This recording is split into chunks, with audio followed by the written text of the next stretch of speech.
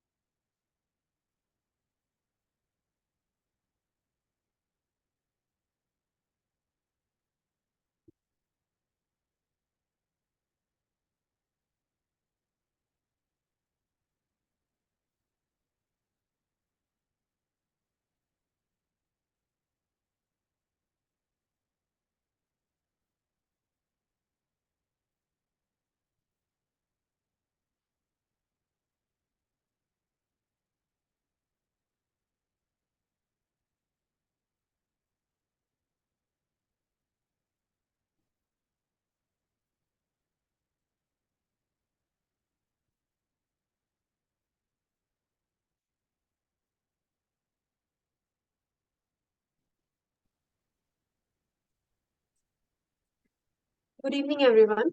Welcoming all of you to this webinar of MBA in Global Supply Chain Management, which is exclusively for working professionals. So I really hope by the end of the session, you will be having some great insight about the course, and also we'll be having a Q&A session so you can clarify all your doubts regarding to the course as well as the curriculum.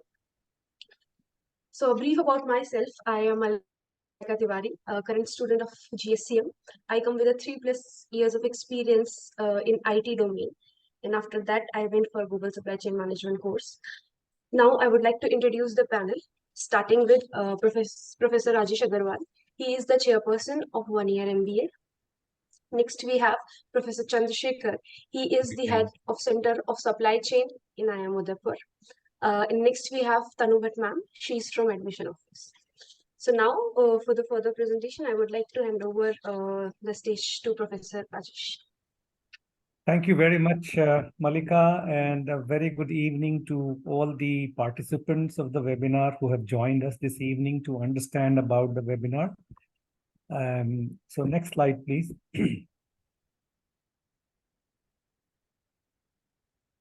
Right. So the very first question that must be coming to your mind as to why should you consider to join this program in supply chain management at IIM Udaipur. So we believe that there are three leading reasons why you should consider this program at IIM Udaipur.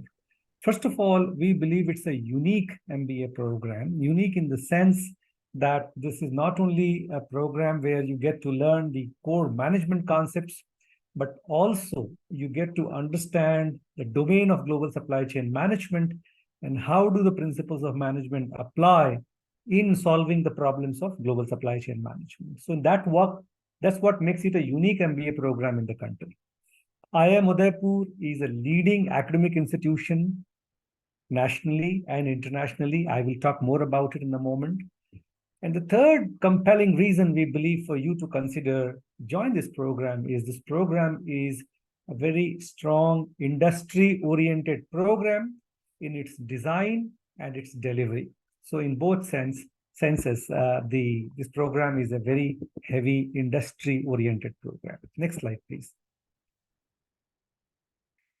Now, the program is for a 12-month, long, and only experienced people who have at least 3 years of experience can join this program. This is a mature program, and as you can see, the first program started in 2013. So it's a 10-year-old program. Currently, the 11th batch is already in progress, and the next batch would be the 12th batch. Currently, we already have 214 alumni of the program in India and abroad. Currently, the batch size is 55 in the current year. Next year, we expect the batch size to be approximately 60. So in the initial batches, we have had fewer candidates, but as the program has matured, we have more participants in the program. Next slide, please.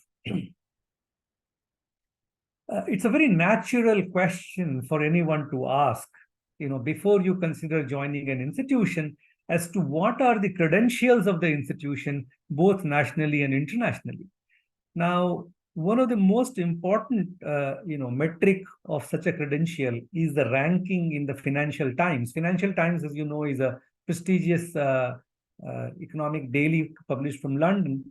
So IIM Udaipur's Masters in Management program is ranked among the top 100 for 5 consecutive years, which is no mean achievement. I think very few institutions in the country would have, first of all, any ranking in this program, and then that also for 5 consecutive years.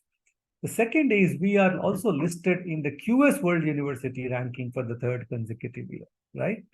And the third one is that there's something called AACSB accreditation, which is Association to Advanced Collegiate School of Business from USA. This accreditation is available, mind you, to only 5% business schools in the world, which means 95% don't have it. Now, what does these rankings and accreditation tell us is pursuit of quality and excellence. So whatever we do, we pursue quality and excellence. And that is why I'm sharing here our international credentials. Next slide, please. Now, very briefly about the program structure. Once those who graduate from the program will get an MBA degree. It's a 1-year full-time program. It's an on-campus residential program. So people could take leave and come. People can have to resign from their jobs and come, but it's a full-time program on campus. And what is required is at least 36 months of full-time work experience after graduation. Now, to be able to apply in this program, you have to have a valid GRE, GMAT, or a CAT score, right? And of course, everybody has to have a 3 years of university education at minimum. Now, a common question that many participants ask is, what is the cutoff, or what is the minimum that is required in these exams for you to be able to apply and get shortlisted? Now, here I would like to answer this, that we do not have a specific cutoff in our mind. When we evaluate the application for a candidate, we evaluate the candidate's candidature or application in holistic sense, where we look at, of course, these scores, your academic performance, your quality of experience, and most of all, whether you are the candidate who will benefit from this program. So I would say this, that if you have a valid score in this for any of these exams, and if you think MBA in Global Supply Chain Management excites you, without waiting too much, you should go ahead and make an application. All right. Okay, let's move forward to the next slide, please. Now, here is the broad course structure, right? So as you can see that on the left-hand side of your screen, there are a whole host of business management fundamental courses are there. Because this is an MBA program, so it is only natural that you will get exposed to courses such as finance, marketing, strategy, and communication, operations management, research. So these are the core management fundamental subjects which you will be exposed to. Then in the term 2 of the core program, you will have, supply chain specific courses, right? The global supply chain management, sourcing, logistics, and also given the bias on digital these days, there are courses on artificial intelligence, Internet of Things, and that kind. And in the third term, actually right from the beginning of the second term, mid all the way to the third term, you shall have the opportunity to work in a live industry project where you shall have the opportunity to solve a live problem, supply chain problem faced by the industry, and what we call as a project, which is a very longish project spanning over 3 to 4 months. And you will get the opportunity to apply whatever you have learned thus far in a real life situation. Also, in the last term, you will get to choose from a variety of elective courses that are offered to the students. So this is the broad structure of the program. Let's go forward. Next slide, please. Now, the institute decided that given the importance of supply chain nationally and internationally, we should be setting up a center for global supply chain management, which will not only assist in offering this program, but also do variety of other things. And we have none other than the head of the center himself, Mr. Chandrasekhar. And so I'll hand it over to Mr. Chandrasekhar, who will walk you through what does the Center of Global Supply Chain Management do, and how does it relate with the one-year MBA program. So over to you, Mr. Chandrasekhar. Thank you, Rajesh. Good evening, all. A very happy Diwali. Hope you had a wonderful time with the family and friends. And welcome to the webinar. As Rajesh mentioned, the Center for Global Supply Chain Management was established in 2019 with the aim of developing leaders in the supply chain area. One of the primary mandates given to the center was to bring industry and academia closer in all the activities which are carried out by the institute, not only the running of various programs like this one-year program or our 2-year MBA program or our 1-year program in digital enterprise management, but also in other areas of interest for the institute, such as research in the area of supply chain management, developing cases in the area of supply chain management. For all these things, we realized very early on that we need to collaborate with industry. So that is the primary mandate given to the center when it was formed in 2019. And to that extent, the first thing we did was we realized that we need some experts in the area of supply chain management from industry to be a part of this initiative. Can you go to the next slide, please? So we therefore formed an advisory board, which oversees the functioning of the center in various areas of its operations. The curriculum, the one-year GSCM program being one of the areas in which the advisory board is involved. So in front of you are the names of the people who are in the committee. and you'll find some very, very eminent people, experts in the area of supply chain, who are guiding us in achieving the various objectives with regard to the centers in supply chain management. As far as this course is concerned, this committee is very involved even in such minute aspects like developing of the curriculum of the various courses we offer. If we want industry to be interested in our program, our students must meet the expectations of industry. The students who go out of this program must meet the expectations of industry with regard to what they expect the students, what expertise do they want these students to possess. And we thought for that, we need to be guided when we develop the curriculum, when we review the curriculum. And this center, the committee is very, very actively involved in helping us periodically review our curriculum and change it to meet the changing needs of industry. When COVID came, one of the major changes that was seen was India as a potential hub for supply chain management. And for that to be realized, we as an institute have certain responsibilities in terms of what knowledge, what skill sets our students should possess. And we are guided by the committee very largely in the development of our curriculum. So you'll find that even the courses that we have offered over the last 3-4 years have changed. Some of the courses which were earlier offered as electives are now mandatory courses, especially in the area of technology. Things like IoT, artificial intelligence, which were electives just a couple of years back, are now mandatory courses for the supply chain professionals, because industry expects our students to be comfortable with these technologies when they come and join them and further their career. Can you go to the next slide? Now, the alliance is not only insofar as this program is concerned, we also expect industry to help us in establishing our credentials in research in the area of supply chain. And there again, we have consciously decided that keeping pace with current trends, we want to establish IIMU's credentials in the area of sustainable supply chain.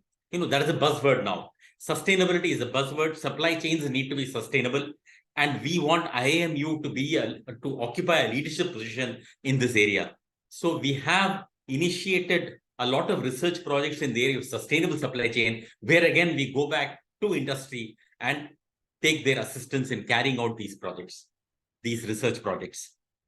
Now, Rajesh mentioned to you that as a part of the program, you will undergo a live supply chain project, where you will have the opportunity to work on projects with experts in the area of supply chain.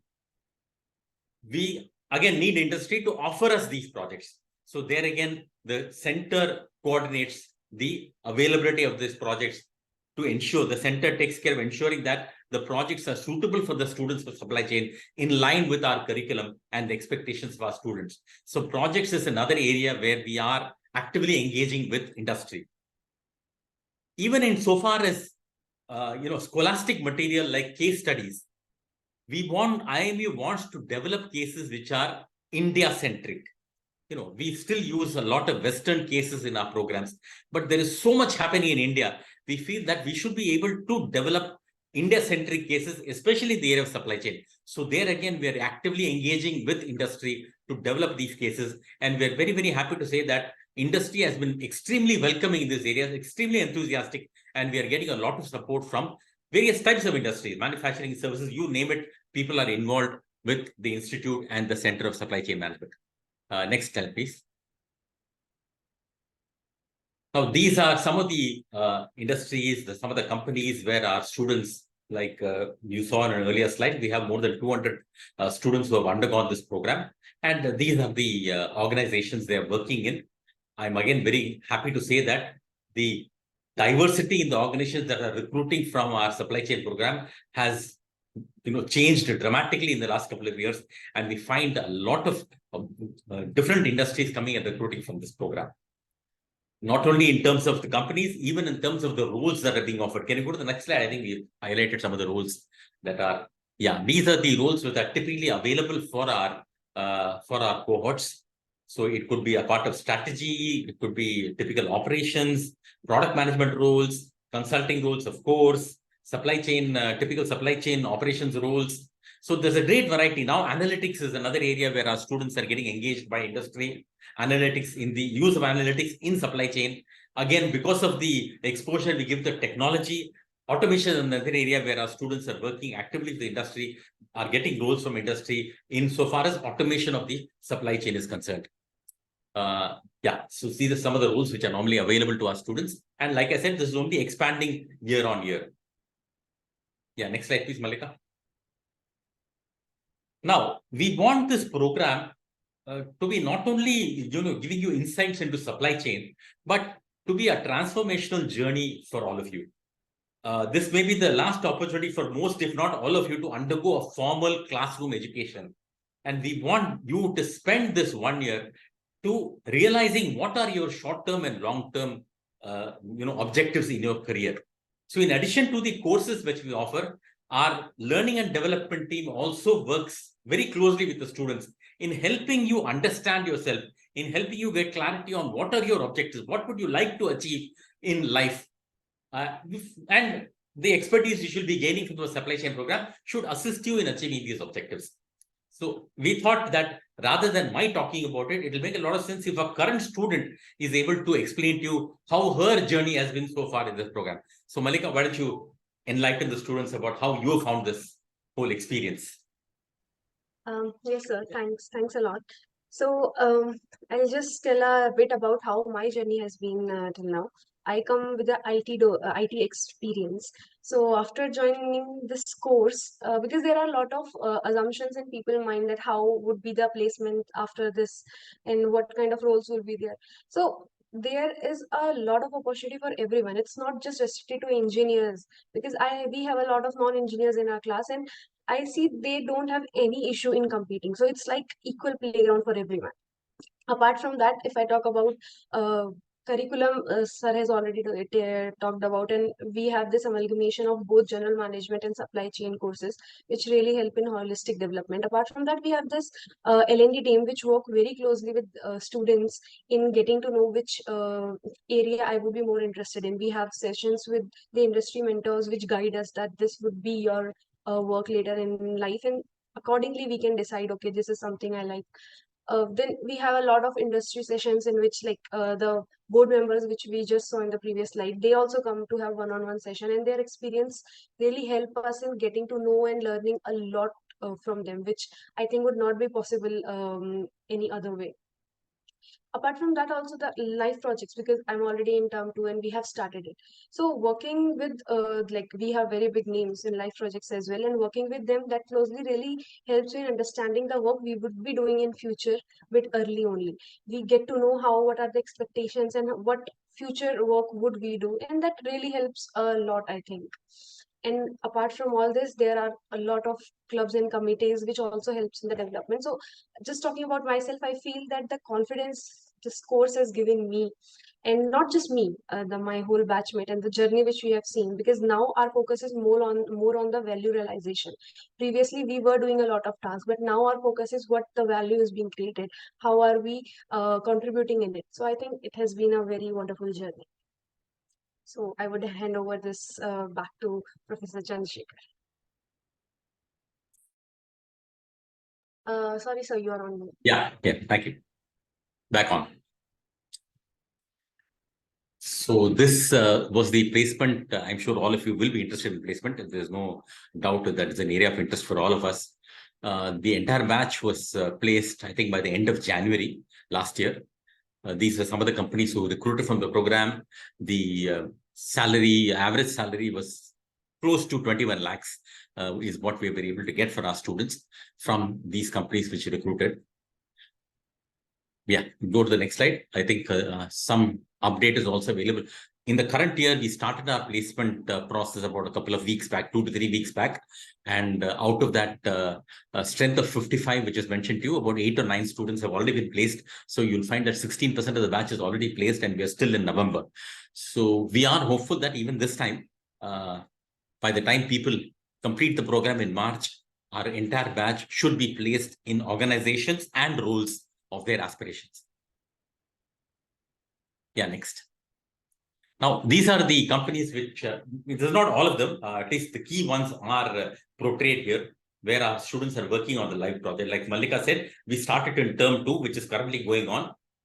It's a very important part of the curriculum. Out of the 100 credits which are there in the course, the live project carries 8 credits. which is spread over 2 terms, predominantly term 2, but a bit of it overflows into term 3 also.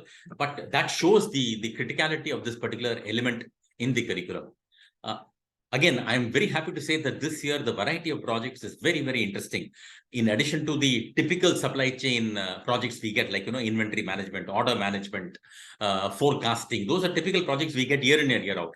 This year, we've also got projects on application of AI in supply chain, blockchain in supply chain.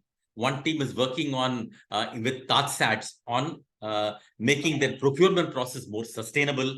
So these are all current areas of interest, and our students are getting exposure to very cutting edge parts of the supply chain, which I'm very happy to say that this year is I found them very interesting, and I'm sure that in the coming years this will only get better. Yeah, Mallika. Now I take it back to Professor Rajesh, who will then explain to you what is the advantage of doing the GSC program. Over to you, Rajesh. Thank you, Chandrasekhar. So going back to this fundamental question as to why should you consider joining the GSCM program, as I mentioned before, that it's a unique program where you get to not only understand and do the courses of management fundamentals, but also work specifically in the domain of supply chain management. You earn MBA degree by doing this one-year MBA program. It's a heavily industry-oriented program, and IIM Udaipur is a premier institution globally and internationally. Now, if doing an MBA is one of your aspirations, and if global supply chain management as a domain excites you, then I think this could be an interesting program for you to consider, right? So that's what I would like to say in the end. Next slide, please. I would like you to take a screenshot of this. So in case there's any question that you have, which is not answered in the webinar, or this question comes to your mind even later, you're very welcome to write to us at this email ID, or you call up at these numbers during office hours, and we shall be happy to revert back to you. So you please take a screenshot. And I would request all of you to please post your questions if you have any on the Q&A section. And I will then request Mallika to take over that question and answer session. So Samir, I have seen that you have raised your hands. I would request you to please enter your question in the Q&A section, please. Samir, will you do that? Thank you. Over to you, Mallika, to conduct this Q&A section, the Q&A section of the webinar. Thank you. Thank you, sir. So I think, can I close the window? Please, please close the PPT, and then you can read out the questions because other participants don't have access to the questions. Yes, sir, sure.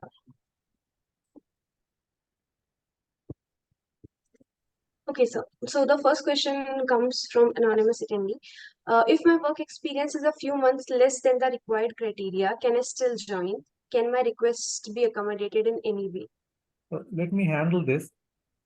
So your experience of 3 years has to be there by 29th of February 2024. So by 29th February 2024, you must have completed 3 years. So it's possible that as of now, you don't have 3 years, but by February 2024, you will complete 3 years. But if you don't even complete 3 years by 29th of February 2024, then there is no way. You have to wait for the next year and then make a fresh application. I hope my clarification is adequate. Yeah, so next question is from, do you have any expectations or prerequisitions from the students before starting the program? Yes, what we do is once the students are offered an admission, we expect the students to go through a Harvard Business School curriculum, which you get access to, which is basically helps you brush up your quant, communication, and those kinds of skills. And that makes it easy for you to, when you join the program, it becomes easy for you to get into the groove of the program, because it's been a while that some of you have had studied this and you're currently working. So it helps you to speed up and catch up those concepts. Thank you, sir. So the next question is from Ashwini. Do we have any kind of international projects?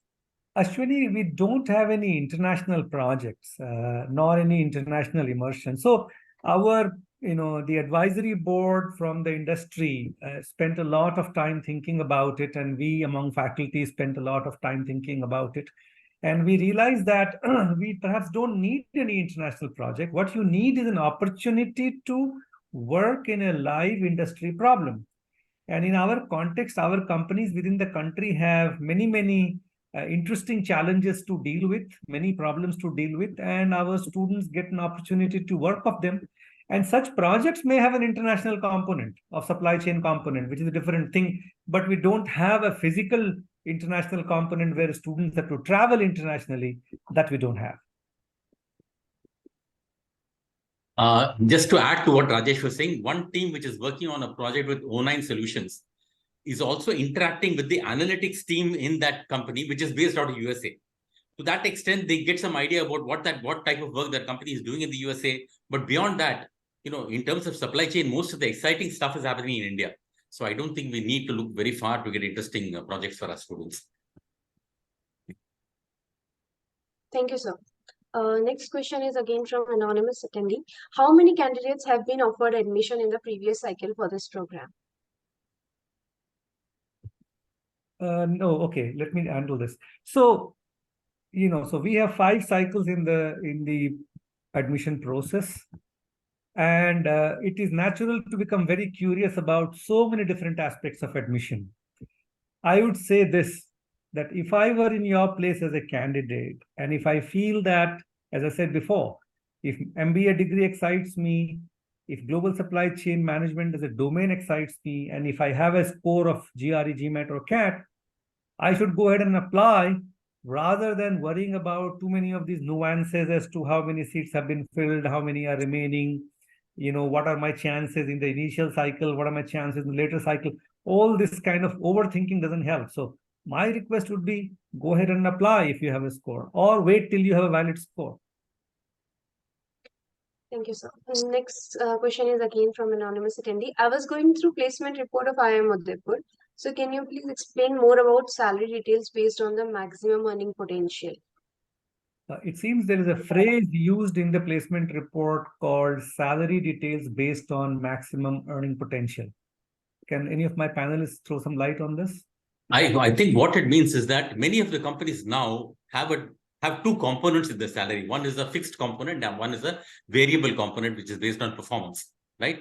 And from our past experience, we find that most of our students are able to get the maximum variable component.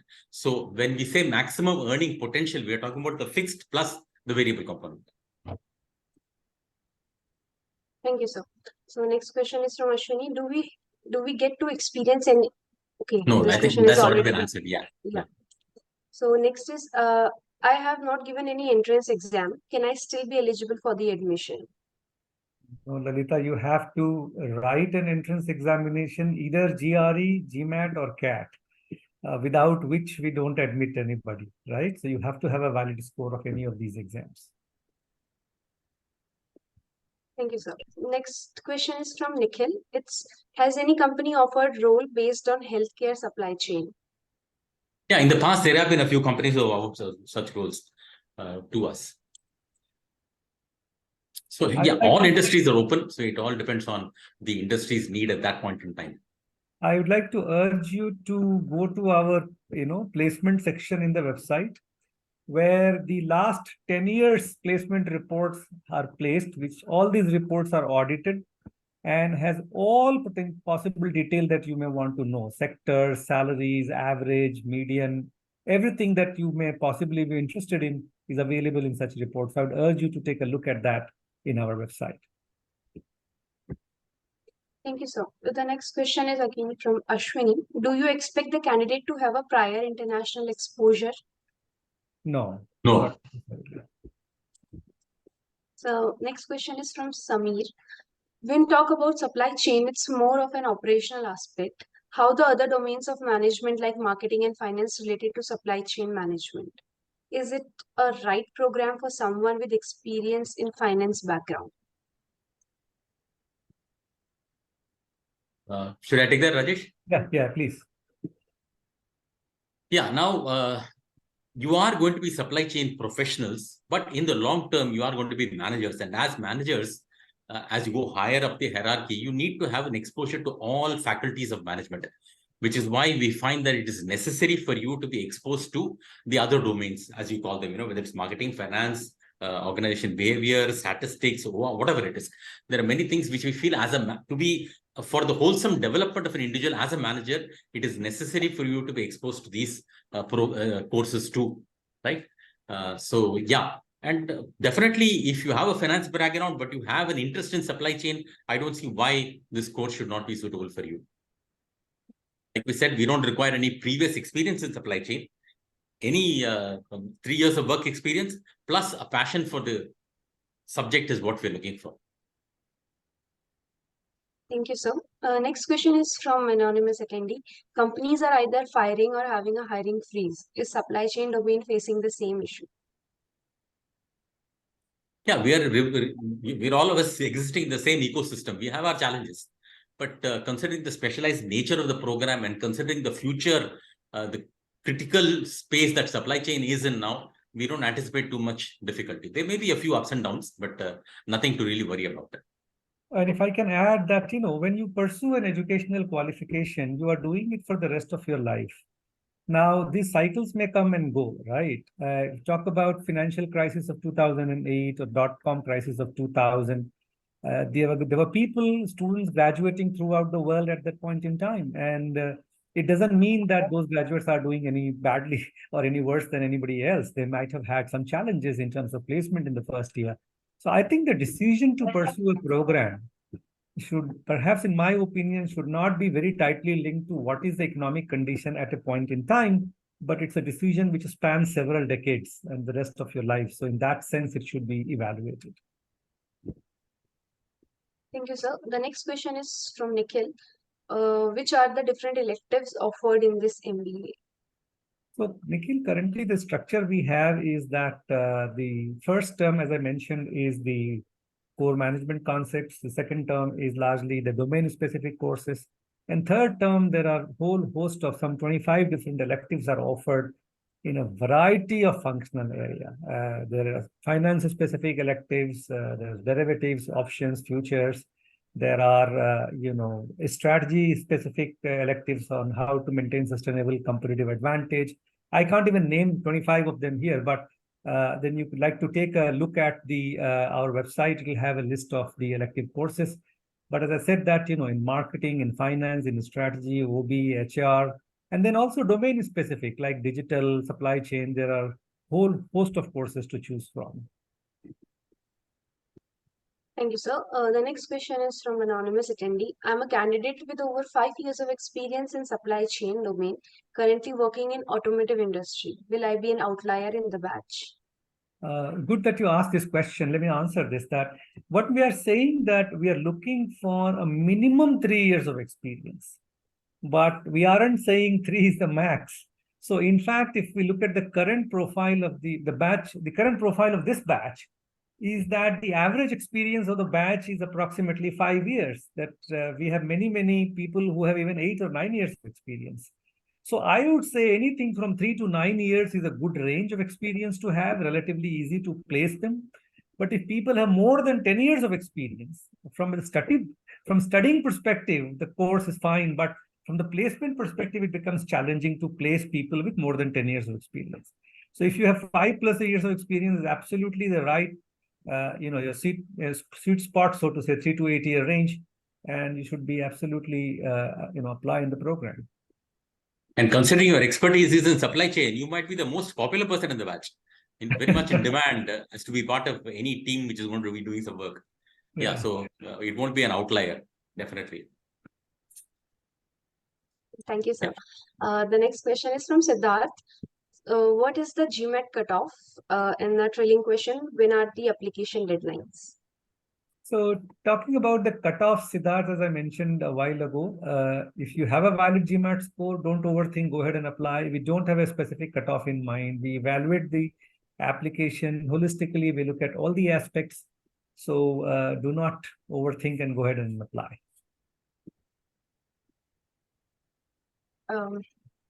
Okay. The second question he has is, when are the application deadlines? So I think that is available in the website. Yeah. Yeah. Tannu, can you talk about the deadline? Yes, the deadline for the cycle 3 is 21st November. You can apply before that. And for apart from that, the two cycles are also there. So the application will be end in February, 31st January. But then if you want to apply in the current cycle, the cycle number 3, then, before 21st of November, right? You should Yes, the deadline is 21st of November. apply before that. Thank you, ma'am. Thank you, sir. Next question is from anonymous attendee. Does this course offer any entrepreneurship opportunities or support? Chandra would like to take Yeah, we encouragement in terms of, yes, there are some couple of courses in entrepreneurship. You can take some electives. We also have an incubation center at IIMU. So if you have any ideas, you can approach them and possibly get their support depending on how they find your idea. Yes, we have an incubation center, and we're more than happy if some of our students use the facilities that are available, the resources that are available with the incubation center. Thank you, sir. The next question is from Ashwini. Do you have a policy of freezing the placement for a particular student if he or she has already received an offer letter? Answer is yes. once it's leaving the placement, right? That means the person is out of the placement process if he's got an offer. Yeah. Oh, that's the placement related. I missed that. Okay. Next question is from anonymous attendee. In the FAQ section, it is mentioned that the status of the degree is still under consideration with Ministry of Education. Has discussion concluded and decision finalized to award MBA for 1-year program? Let me handle that.